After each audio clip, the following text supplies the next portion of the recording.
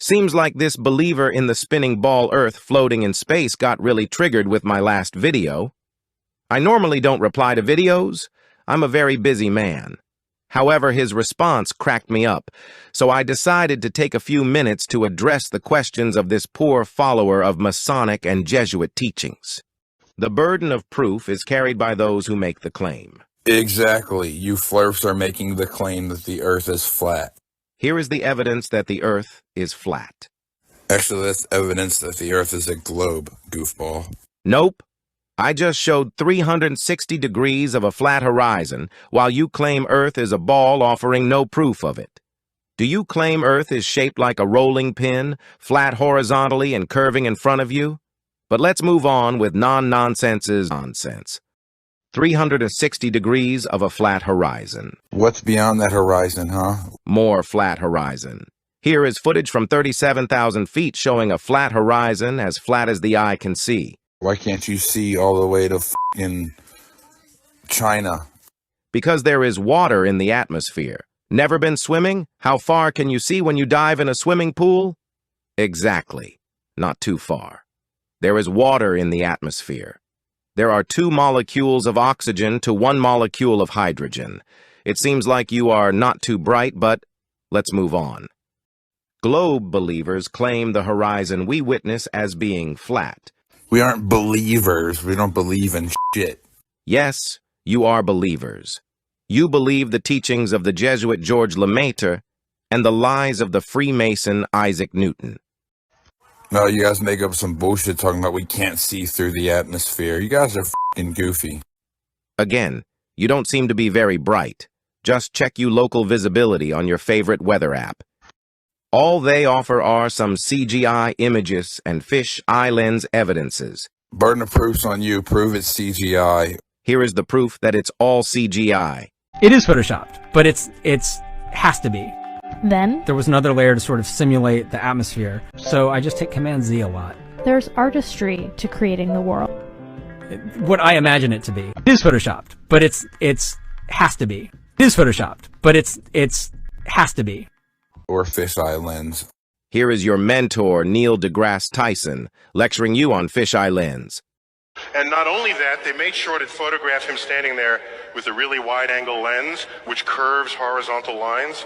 So in the photo, you see this curvature of Earth's surface, and he said, wow, he's in space. Look at that. No, he's not. At that height, you don't see the curvature of the Earth if you are 2 millimeters above this beach ball. They offer no proof of Earth's revolution around the sun. They're called seasons, and the f***ing calendar you all use every year. Seasons are caused by the movement of our local sun between the tropics, as my buddy explains it here. So this is the December solstice where the sun rotates on the outer perimeter of our Earth, which looks like this, so all the people in the middle would experience winter. And this is the June solstice where the sun is rotating more towards the North Pole, which looks like this, so all the people in the middle experience summer. And you have fall, which is in between summer and winter. There is no proof of a spinning ball. We have zero curvature. Globers, if you claim Earth is a ball, offer us some proof. Put up or shut up. Here's your proof. Earth is a sphere rotating from Galileo back in the 90s. Really? An egg-shaped CGI cartoon? Have you ever seen it with your own eyes? Or is it just a belief that is Earth? See, you are full of beliefs. You believe in a rotating egg in space. Give me a break. Or is it globe, mate? It's flat. This is flat. Thank you very much, mate. God bless.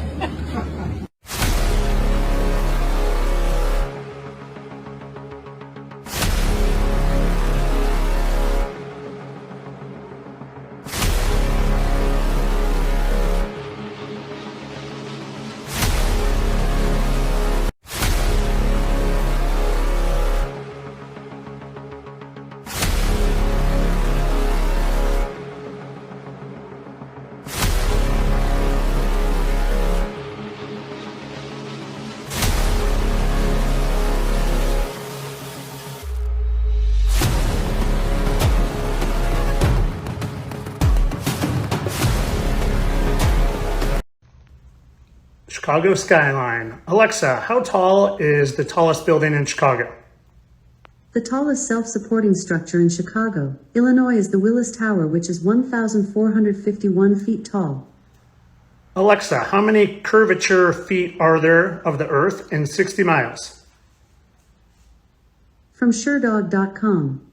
Note that at 60 miles the curvature charts show over 2,400 feet of drop. Alexa, why can I see Chicago from 60 miles away in Michigan? From iHeart.com. Apparently the Chicago skyline was visible 60 miles away in Michigan because of something called Fata Morgana. This is not a real rocket. It's a helium balloon. Observe how slow it takes off.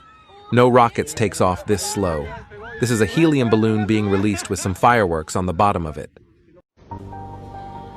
Back at it with the 100 proofs that the Earth is not a globe. There are rivers that flow for hundreds of miles towards the level of the sea without falling more than a few feet. Notably, the Nile, which is in 1,000 miles, falls but a foot. A level expanse of this extent is quite incompatible with the idea of the Earth's convexity. It is, therefore, a reasonable proof that the Earth is not a globe. If it doesn't get any more simple than that, I don't know what does. Flat Earth just makes a little more sense to me. I'm not saying that I'm right or you guys are wrong, but it speaks for itself. If you are still questioning the legitimacy of the Flat Earth theory, this may help you. Let me introduce you to a star named Polaris. It's also known as the North Star. This star literally does not move. It is known to stay in the same place year-round. Anyone can look this up. Polaris shows essentially no movement, and they try to say it's due to the Earth's axis, pointing directly at Polaris, which is a load of crap, and I'm going to show you why. We live on God's flat Earth with the firmament over top of us. The sun, the moon, and the stars are all within God's glass firmament dome that he created over the flat Earth. And the sun, moon, and stars rotate around the flat Earth inside the firmament in a circular motion. And remember, we're dealing with the North Star. And on the flat Earth map, the North Pole is directly in the center of the Earth, meaning Polaris, the North Star, would be directly above it.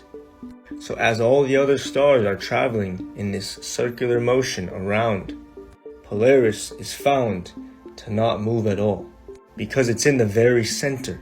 And we've actually been told that the Earth travels 584 million miles through space in 1 year. And you're gonna try to tell me that we see the same stars every single year for the past thousands of years, with the same star in the middle that has never moved, while we're traveling 600 million miles through space each year. Something's not adding up here. You see, the Masons actually know about this as well. They know the actual shape of the universe. Correct. This is the firmament. Let me introduce you to it. It is in Genesis chapter 1. And God said that when he created the firmament, it was to separate the waters above the earth from the waters below. So inside of this water is a vacuum sealed package that is designed for us. It is our space. Man wanted to get out of that space. They wanted to go out of space. Inside the firmament is the sun, the moon, and the stars. Z, I know they told you the sun is 93 million plus miles away. Not according to Genesis, and at some point you got to take a choice, choose God or choose whoever. Space is not real, and we live under God's dome or firmament. We're in Genesis chapter 1, verse 7. And God made the firmament and divided the waters which were under the firmament from the waters which were above the firmament, and it was so. Let's take a look what this word firmament means. The Hebrew word is rakia. It's an extended surface, solid expanse, the vault of heaven or firmament regarded by Hebrews as solid and supporting the waters above it. I'm about to prove to you that we live on this and not on this spinning water ball by using the Bible. We're in Ezekiel chapter 1 verse 26, and above the firmament that was over their heads was the likeness of a throne as the appearance of a sapphire stone, and upon the likeness of the throne was the likeness of an appearance of a man above upon it. We learn that above the firmament is God's throne. This is what he says in Isaiah chapter 40:22. Is it that he sitteth upon the circle of the earth, and the inhabitants thereof are as grasshoppers, that stretcheth out the heavens as a curtain, and spreadeth them out as a tent to dwell in.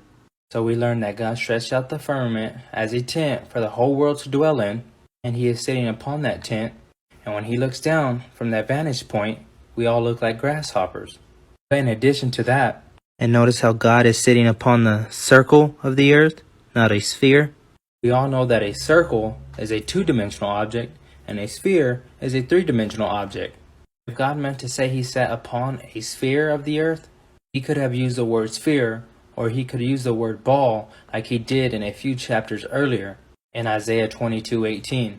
But instead, God purposely used circle, because that's what the earth is, a circle. But guys, I'm here to tell you that God's word is true. He wants a relationship with you, not a religion. Hot air balloons debunk gravity, the Coriolis effect, and the supposed curve. No mention of gravity is included in the science of hot air balloons because there simply is none to account for. If hot air can overpower the supposed force, then it shouldn't be strong enough to hold anything down. The fact hot air rises should be game over for globies, but they like to think a scientific theory isn't just a theory. But the simple fact is that all proven things have no need for the word theory before their title because they've actually been proven. We don't call magnetism the theory of magnetism because we can demonstrate and prove its existence, but there's nothing that proves gravity, hence why it's known as a theory. You see, the term scientific theory literally means an accepted hypothesis. It has no relevance to actual proven scientific facts until the hypothesis has been proven. Then the word theory is removed. You're not a random mutated bacterial fish monkey living on a spinning molten cord water ball cork screwing through infinity. There's purpose and meaning to all things in existence.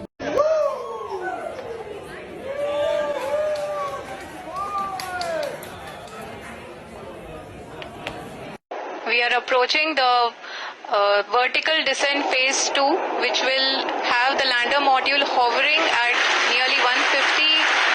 Some people think God created the universe. Some people think nothing created the universe, which is the funniest guess. And the nothing people make fun of the God people. They say God doesn't exist. I'm like, okay, maybe. But you know what definitely doesn't exist? Nothing. That's the defining characteristic of nothing, is that it doesn't exist. So what are we talking about? Either you think it's God, something you can't see, touch, taste, photograph, and science can't prove, or you think it's nothing, something you can't see, touch, taste, photograph, and science can't prove. But I think we can all agree, if your nothing sometimes spontaneously erupts into everything, that's a pretty magical nothing, you guys. And ask the nothing people, what happens when you die? They'll tell you, nothing. You go into nothing. I'm like, you mean you merge back with your creator?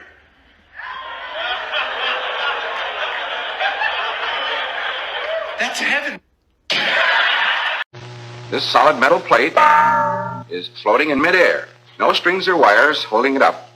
And no supports underneath. Pretty tricky, huh? Actually, this is how it works. These are large electromagnets. When the current goes through them, they create a strong magnetic field which supports the plate in much the same way that water supports a cork. And with the General Electric electromagnetic levitator, it's now possible to suspend objects in midair without any sort of visible support. General Electric engineers have used this principle in developing a new kind of GE watt-hour meter. That's the device you have in your home to tell you how much electricity you've used. Inside is a disc like this. And it spins around in a small magnetic field with virtually no friction at all. General Electric scientists hope to develop other frictionless bearings, machine bearings that may never wear out, all based on the same principle. Antarctica is defined as anything beyond the 60th parallel, latitude south. Anything outside of being a tourist which may cost tens of thousands of dollars, and you will be watched the whole time and taken only to certain areas. Will have to have a special permit to visit. You may have access to all areas if you become a designated observer by your nation. Good luck with that, as we know they will only select members of secret societies to become designated observers. If you try to cross the 60th parallel south with no authorization, you most likely to be arrested like Jarl Andhoy, who was sentenced to prison and had his yacht confiscated, if not shot dead as some of his friends. The goofiest fake professor on the internet exposes himself. Listen to what this says about himself.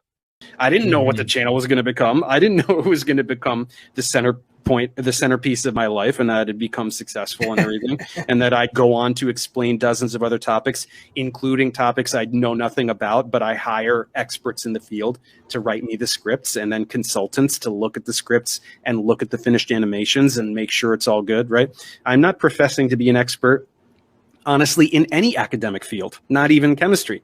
But I understand it very well, and then the stuff that I don't understand, I have people who do understand it explaining it to me. Chemist and proponent of intelligent design James Tour wasn't a fan of the... You know that I have not been a proponent of intelligent design. And proponent of intelligent design James Tour.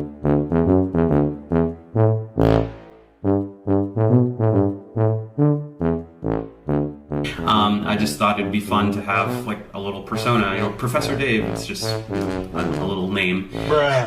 You know, I don't have a PhD in chemistry or anything, but I, you know, did work in, you know, I took courses with laboratory components as an undergrad, and then I did most of a master's in synthetic organic chemistry. But I didn't really last long. I dropped out in my second semester. I wanted to move up to San Francisco and play music, and then I moved down to Los Angeles again for music opportunities. And but I eventually got this teaching job for organic chemistry at this little trade university. It was a pretty lucky break because with a bachelor's degree, I was only supposed to teach the laboratory portion.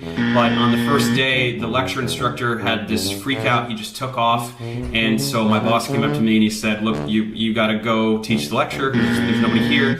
They offered me the job permanently, but contingent on me getting a master's at the same time. So I went over to Cal State Northridge to give a second shot at a master's degree in chemistry, and found that I really hated it. I really didn't like it at all. Do not enjoy doing chemistry. But through a bunch of bureaucracy, quite frankly, I lost that job, so I had to withdraw yet again from the master's program. Or a lot of you ask very incredulously, "Are you a real professor?" I sit literally in this room like 60 to 70 hours a week, and I chose the name really without much thought. It was kind of tongue-in-cheek, to be honest. I just thought it'd be fun to have like a little persona, you know, Professor Dave. It's just, you know, a little name. They offered me the job through a bunch of bureaucracy. I lost that job. I chose the name. It was kind of tongue-in-cheek, to be honest. So, and even at that time, I had no interest in being a chemist. Do not enjoy doing chemistry. I really hate it. Professor Dave, it's just, you know, a little name. So let's get this straight. Professor Dave is not a real professor. Dave taught courses before getting a master's degree. Dave dropped out of graduate school twice. Dave lost his teaching job. Dave then created a YouTube channel and called himself a professor. Dave has now over 1 million dumb subscribers, being the majority made of globe-tards. Dave then attacks one of the top 10 chemistry professors in the world. Dave is the most arrogant globe-tard on the internet. Also, did you know there's this wonderful book called The 16 Emergency Landings That Prove a Flat Earth that completely debunks the globe within a few hundred pages? Let's just look at one of the examples. From Santiago to Johannesburg, and they emergency land thousands of miles above the equator.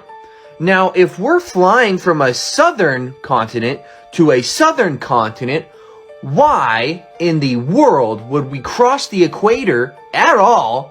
But not only that, by thousands of miles to emergency land. Does that make any sense on the globe? Or when we look at it on a flat Earth, looks like they were pretty much going in a straight line. Pretty weird, huh? Don't waste any more time. Visit my link tree now and order the book 16 Emergency Landings Proving Flat Earth.